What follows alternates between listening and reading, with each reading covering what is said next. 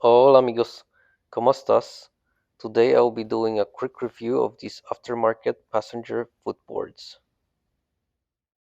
Usually I don't buy aftermarket parts, but when I saw the price of these, I had to go to Amazon.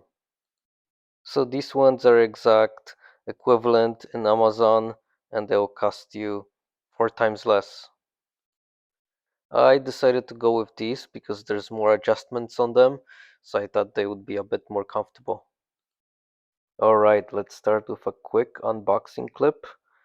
The kit comes with brackets, bolts, and of course, footboards.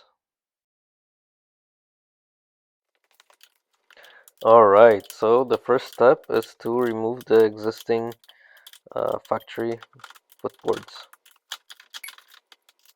Look at me go. The bolts in the kit have a bit more chrome compared to the stock. Now I'm going to install the new footboards, but I'm going to use the existing bolts just to avoid some cross-threading, just in case. Next I will show you the different positions you can have with this footboard. This one is the neutral position or the middle position. As you can see, your back of your leg up hits the foot peg a little bit because it's a bigger foot peg, but it is pretty comfortable for the passenger. This would be for somebody that's has medium-sized legs, I would say. Next, I'm going to adjust the footboard to bring it all the way forward. Just 2 screws, easy peasy. There you go. As you can see, the space between the front and the rear footboard is narrowed now, so it might be more difficult for the rider, but the passenger with longer legs would most likely appreciate this position. And now I'm gonna bring it all the way back.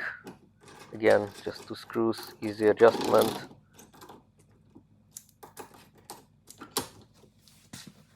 There's definitely more space between the front and the back footboard, so more comfortable for the rider.